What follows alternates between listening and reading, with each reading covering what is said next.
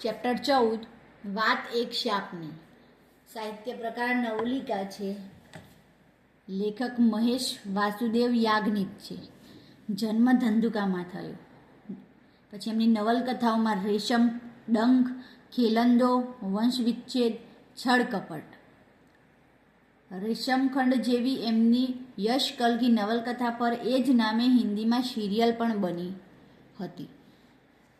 35 વાર્તાઓના સંગ્રહને ગુજરાત સાહિત્ય અકાદમી 2010નું તૃતીય પારિતોષિક પ્રાપ્ત થયેલું. પાત્રોમાં રમણીકલાલ, હેમંત, અશ્વિન અને સમીર છે. પછી પ્રશ્નોમાં પ્રશ્ન 1, વૃદ્ધ રમણીકલાલે હેમંત અને સમીર આગળ શું ખુલાસો કર્યો? વૃદ્ધ રમણીકલાલે હેમંત અને સમીર આગળ ખુલાસો કર્યો કે તેમની દીકરી વેરાવળમાં જીવન મરણ વચ્ચે ઝોલા ખાય છે.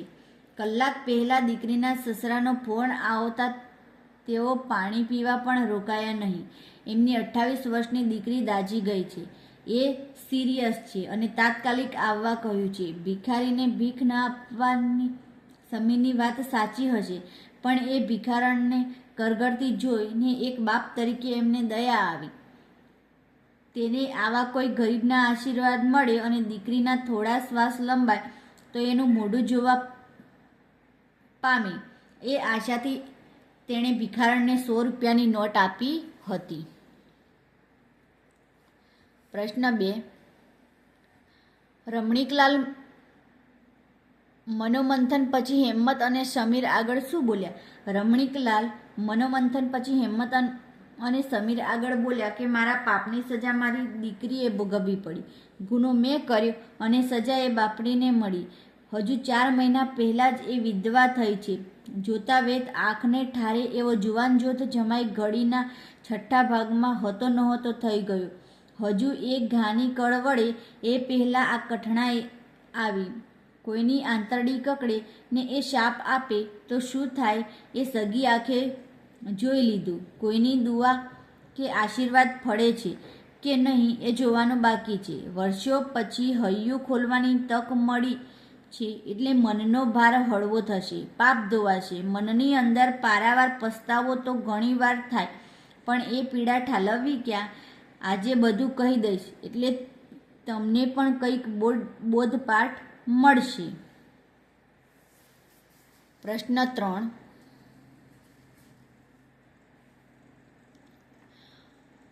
શ્રમજીવીની પત્ની લખીએ રમણીકલાલ તરફ પોતાનો રોષ કઈ રીતે ઠાલવ્યો? શ્રમજીવીની પત્ની લખીએ કકડતી આંતરડીએ રમણીકલાલ તરફ પોતાનો રોષ ઠાલવતા કહ્યું કે દીકરીએ તારો દીવો નહીં રે સાહેબ. મારા ધણીને મારીને તને શું મળ્યું? કાળમુખા ઘેર પોયરાઓ એ છોકરા ભૂખથી ટળવળતા હતા એટલે એ લાકડા લેવા આવેલો સાહેબ. એણે ઝાડવા નહોતા કાપ્યા, વેણીને ડાળખા ભેગા કર્યા. એ તારાથી ન ખમાણું તે એને મારી નાખ્યો મુઆ રાક્ષસ. ઉપરવાળાના ચોપડે આ બધું લખાશે કાળમુખા, યાદ રાખજે. એ હિસાબનું પાનું એક દી ઉઘડશે ત્યારે મને યાદ કરજે. તારા ચાબુકનો તો અવાજ આવે છે પણ ઉપરવાળાની લાકડી વીંજાશે ત્યારે કોઈ અવાજ નહીં આવે. રોઈ રોઈને તારી આંખના પાણી ખૂટી જશે એવો દાડો આવશે ત્યારે મને યાદ કરજે. મારી નાખ્યો મારા ધણીને. ઈ તો ગયો, હવે આ આખી જિંદગી અમને પાચેને કોણ ખવડાવશે? મુઆ પાપિયા ખટારાના ખટારા ભરીને લકડા જાય છે એ નથી દેખાતું ને ગરીબને કાયદો દેખાડો છો. મુઆ રાક્ષસ, તારી સરકારને આંખો નથી બળી પણ ઉપરવાળાને બધું દેખાય છે. એ ન્યાય કરશે. તારું ધનોત પનોત નીકળી જ જશે. તારી વાહે કોઈ રોવાવાળોય નહીં રહે. પ્રશ્ન 4, રમણીકલાલના જીવનની પૂર્વાર્ધ અને ઉત્તરાર્ધની સ્થિતિનું વર્ણન કરો. રમણીકલાલ એમના જીવનના પૂર્વાર્ધમાં સુખી હતા. 24 વર્ષની ઉંમરે તેઓ ફોરેસ્ટ ઓફિસર થયા. તેમના લગ્ન થયા અને એક દીકરો અને દીકરી એમ 2 સંતાનના પિતા થયા. એમનું વઘઈમાં પોસ્ટિંગ થયું. તેમને રહેવા સરકારી બંગલો, નોકર ચાકર અને ડ્રાઈવર સાથે જીપ જેવી સુવિધા મળી. તેમણે નોકરી દરમિયાન સાગના 2 નંબરના ધંધામાં પુષ્કળ કમાણી કરી. જુવાનીના જોશમાં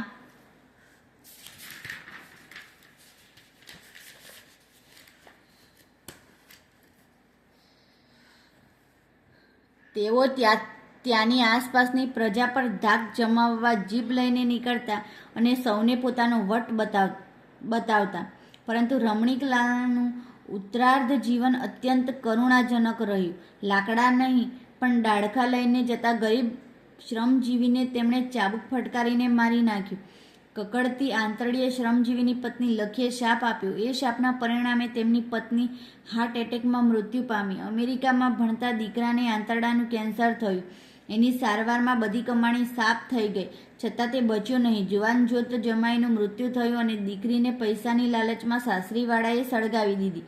આમ રમણીકલાલની પૂર્વાર્ધ સ્થિતિ સુખદ તો ઉત્તરાર્ધ સ્થિતિ દુઃખદ હતી.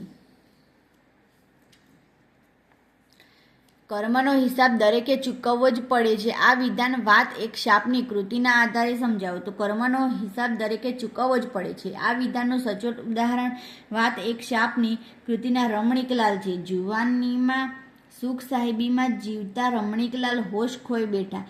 તેમણે શાકના ધંધામાં અનિતિથી પુષ્કળ કમાણી કરી.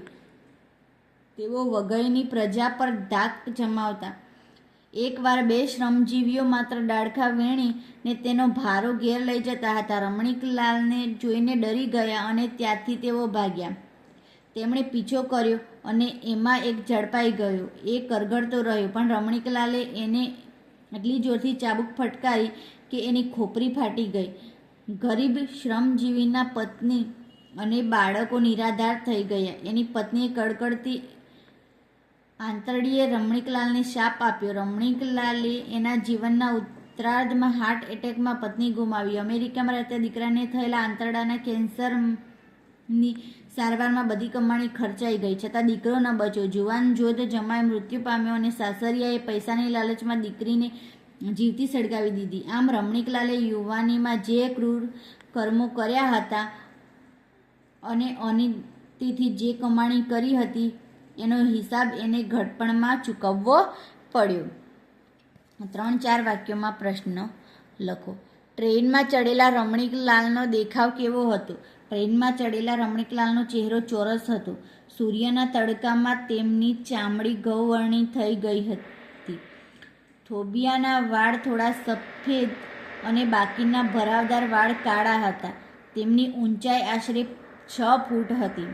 અંગ પર આછા બદામી રંગની સફારી પહેરી હતી. તેનું વ્યક્તિત્વ કદાવર અને રૂઆબદાર, પણ વિશાળ આંખોમાં વેદના છલકાતી હતી. પ્રશ્ન 2. રમણીકલાલ શાની ચિંતામાં હતા? રમણીકલાલ તેમની દીકરીના શ્વાસ લંબાય તો તેનું મોઢું જોવા મળે એની ચિંતામાં હતા, કારણ કે વેરાવળમાં પરણાવેલી તેમની 28 વર્ષની દીકરી દાઝી ગઈ હતી. તે જીવન મરણ વચ્ચે ઝોલા ખાઈ રહી હતી.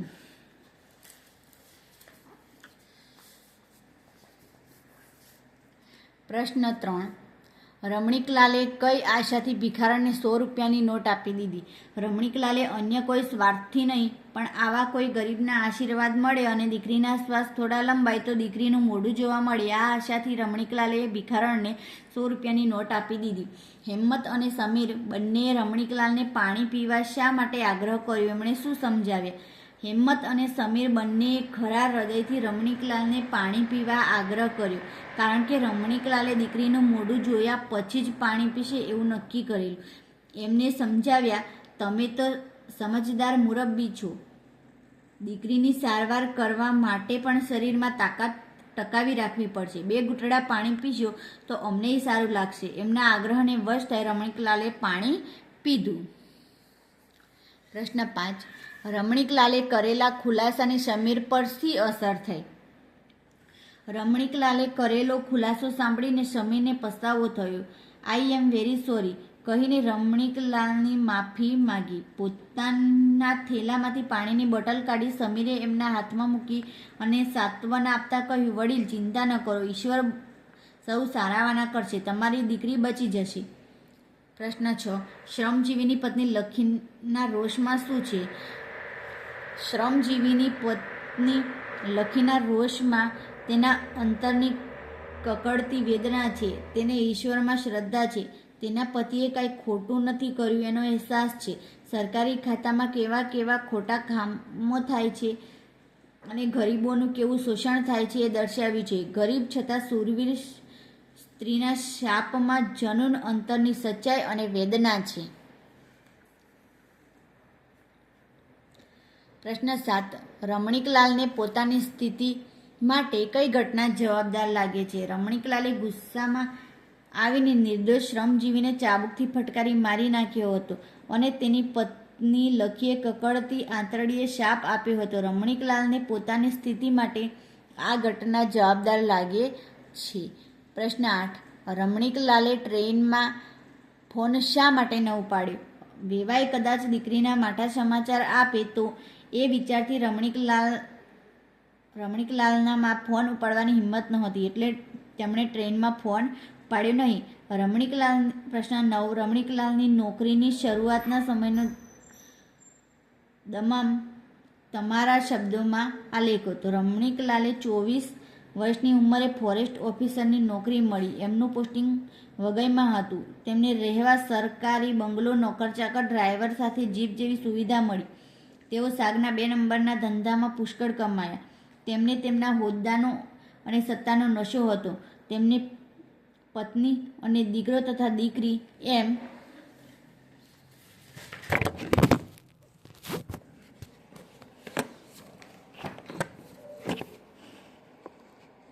2 સંતાનો હતા. તેમનો વઘઈના જંગલના મહારાજા હોય એવો વટ હતો. તેમણે ત્યાંની પ્રજા પર પોતાની ધાક જમાવી હતી. એક વાક્યમાં ઉત્તર લખો. રમણીકલાલના પરિવારમાં કોણ કોણ હતા? રમણીકલાલના પરિવારમાં પત્ની, એક દીકરો અને એક દીકરી હતા. પ્રશ્ન 2. રમણીકલાલનો વ્યવસાય શું હતો? તો ફોરેસ્ટ ઓફિસર હતા. તેઓ સાગનો 2 નંબરનો વ્યવસાય કરતા હતા. પ્રશ્ન 3. 100 રૂપિયાની કકડતી નોટ મળતા ભિખારણના ચહેરા પર કયા ભાવ હતા? 100 રૂપિયાની કકડતી નોટ મળતા ભિખારણના ચહેરા પર ખુશાલીના ભાવ હતા. સમીરે ઘૂંઘવાટ ઠાલવતા શું કહ્યું? સમીરે ઘૂંઘવાટ ઠાલવતા કહ્યું, આ બધા ભિખારા હરામી હોય છે. તક મળે તો તમારી આ બેગ લઈને રફુ ચક્કર થઈ જાય. આવાને તો એક પૈસોય ના આપવો જોઈએ. પ્રશ્ન 5. રમણીકલાલ પર શો ફોન આવ્યો હતો? રમણીકલાલ પર તેમની દીકરી સિરિયસ છે, તાત્કાલિક આવો એવો ફોન આવ્યો હતો. સમીરે રમણીકલાલને શી સાંત્વના આપી? સમીરે રમણીકલાલને સાંત્વના આપતા કહ્યું કે વડીલ, ચિંતા ન કરો, ઈશ્વર સૌ સારાવાના કરશે, તમારી દીકરી બચી જશે. 7. રમણીકલાલે શું નક્કી કર્યું હતું? રમણીકલાલે દીકરીનું મોઢું જોઈને જ પાણી પીવાનું નક્કી કર્યું હતું. શ્રમજીવીએ રમણીકલાલને કરગરતા શું કહ્યું? શ્રમજીવીએ રમણીકલાલને કરગરતા કહ્યું, એના છોકરા ભૂખ્યા છે અને એણે તો માત્ર ડાળખા વીણેલા છે, કોઈ ઝાડ નથી કાપ્યા. હેતુલક્ષી પ્રશ્નો. વાત એક સાપની કૃતિના લેખકનું નામ મહેશ યાજ્ઞિક. વાત એક સાપની કૃતિનો સાહિત્ય પ્રકાર ટૂંકી વાર્તા. વ્યાકરણ વિભાગ. એ મોબાઈલ સામે તાકી રહ્યો, એનાથી મોબાઈલ સામે તાકી રહેવાયું. ભાવિ વાક્ય થશે. પ્રશ્ન 2. પાણી તો હવે દીકરીનું મોઢું જોઈને જ પીવા છે. કર્તરી વાક્ય બનાવવાનું છે. તો પાણી તો હવે દીકરીનું મોઢું જોઈને જ હું પીશ. પ્રશ્ન 3. 100 રૂપિયાની કકડતી નોટ એમણે ભિખારણ સામે લંબાવીનું કર્મણી વાક્ય બનાવો. 100 રૂપિયાની કકડતી નોટ એમનાથી ભિખારણ સામે લંબાવાઈ.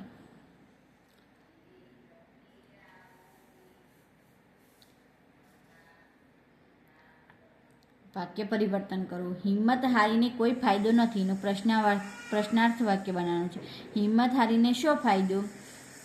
2. ગાડી ઉપડે એટલે તકલીફ પડે, સંભાવનાર્થ વાક્ય બનાવવાનું છે. ગાડી ઉપડશે તો તકલીફ પડશે. નાળિયેરના કાચલાની જેમ એની ખોપરી ફાટી ગઈનું ઉદ્ગાર વાક્ય બનાવવાનું છે.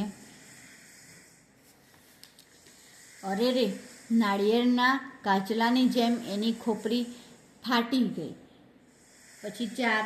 એમને અત્યારે જગાડશું નહીંનું વિદ્યાર્થ વાક્ય બનાવવાનું છે. એમને અત્યારે જગાડવા નહીં. પછી ખોટા પ્રત્યય વપરાય છે, સુધારીને લખવાના છે. હેમંત અને સમીર સામે જોઈની એ વૃદ્ધે ખુલાસો કર્યો, તો જોઈની નહીં, જોઈને. એને પાણી નહોતું પીધું, તો એને નહીં, એણે. એ છતાં એમની વિશાળ આંખો વિષાદની છલકાતી હતી, તો વિષાદની નહીં, વિષાદથી. અર્થભેદ કરવાનો છે.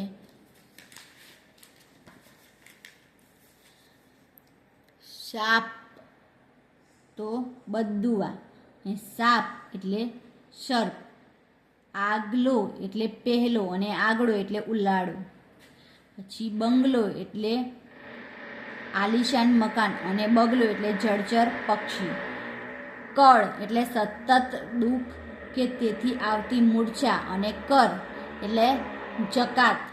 પોયરા એટલે છોકરા, અને પોયણા એટલે કમળ.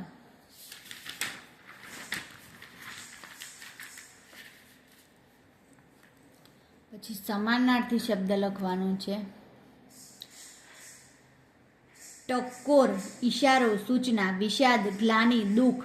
ઠીક સારું, બરાબર. લગીર સહેજ, થોડું. કાબુ ધાક, અંકુશ. પછી તાત્કાલિક તો ઝડપી, તરત. કાવા દાવા કૂડકપટ, અને તરકીબ. ભીષણ કારમી, ભયાનક. ભીડ ગીર્દી, તંગી. કદાવર મજબૂત, લઠ. આદેશ આજ્ઞા, ઉપદેશ. ઝડપ ત્વરા, વેગ. સ્તબ્ધ દિગ્મૂઢ, આશ્ચર્યચકિત. એકી ટશે લગાતાર, ટગર ટગર. રૂઆબ પ્રભાવ, તેજસ્વીપણું.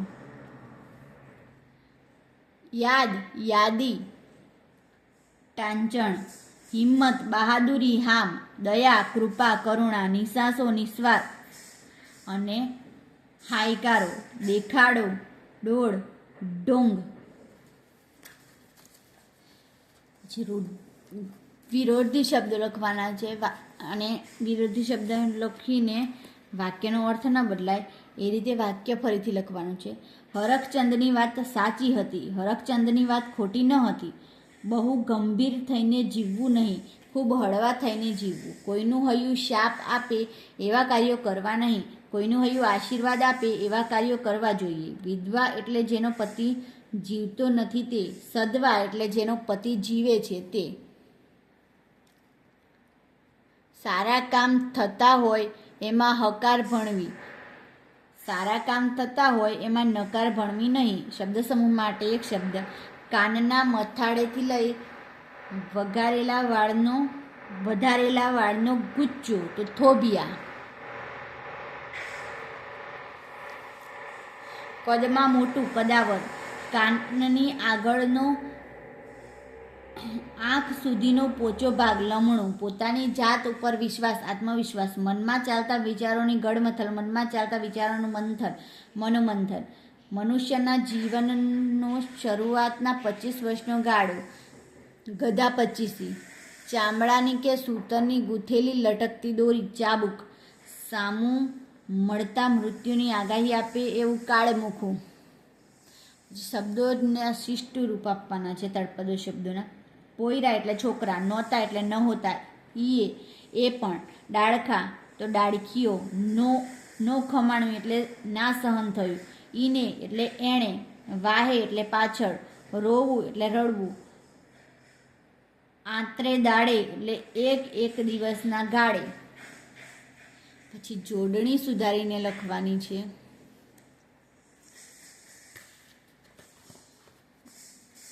પછી ખોટા વિરામચિહ્નોનો ઉપયોગ થયો છે, સુધારીને લખવાના છે. પછી રૂઢિપ્રયોગોના અર્થ. રફુ ચક્કર થઈ જવું, પલાયન થઈ જવું, નાસી જવું. સુનીતાનું પર્સ આંચકીને ચોર રફુ ચક્કર થઈ ગયું. મનનો ભાર હળવો થવો, મનમાંથી ચિંતા દૂર થવી. મનની મૂંઝવણ કહી બતાવવી. ઈશ્વરને સાચા દિલથી પ્રાર્થના કરીએ તો મનનો ભાર હળવો થાય. 3. ખભે હાથ મૂકવો, સાંત્વના આપવું. ખભે હાથ મૂકીને પિતાએ નિરાશ દીકરાને હિંમત આપી. આંતરડી 4. આંતરડી કકડવી તો અંતરનો દુઃખ ઉભરાવો. રાંકની આંતરડી કકડાવીએ તો એની હાય લાગી જાય. 5. ધાક જમાવવી, અંકુશ રાખવો, ડર બતાવવો.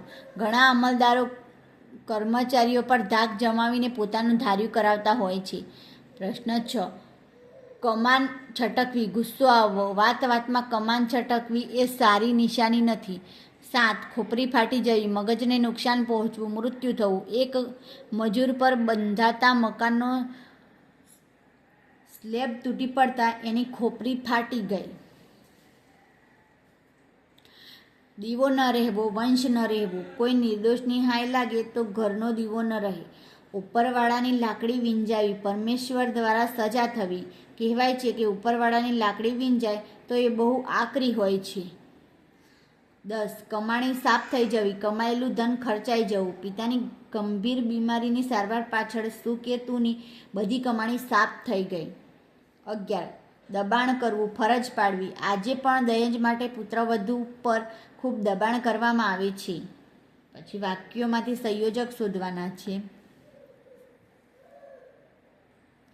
હેમંત અને સમીર સામે જોઈને એ વૃદ્ધે ખુલાસો કર્યો તો અને કલાક પહેલાં જ એના સસરાનો ફોન આવ્યો એટલે પાણી પીવાય નથી રોકાયું. એટલે તમારી વાત કદાચ સાચી હશે પણ હું દીકરીનો બાપ છું. પણ એક શ્વાસે આટલું બોલ્યા પછી 1.5-2 મિનિટ સુધી વાતમાં સ્તબ્ધતા છવાયેલી હતી. તો પછી વિભક્તિ લખવાની છે. અવાજમાં તો સપ્તમી વિભક્તિ અધિકરણ વિભક્તિ, આવાને તો ચતુર્થ વિભક્તિ સંપ્રદાન વિભક્તિ. અવાજમાં તો સપ્તમી વિભક્તિ અધિકરણ વિભક્તિ, ફરીથી પંચમી વિભક્તિ અપાદાન વિભક્તિ, રમણીકનો તો ષષ્ઠી વિભક્તિ સંબંધ વિભક્તિ.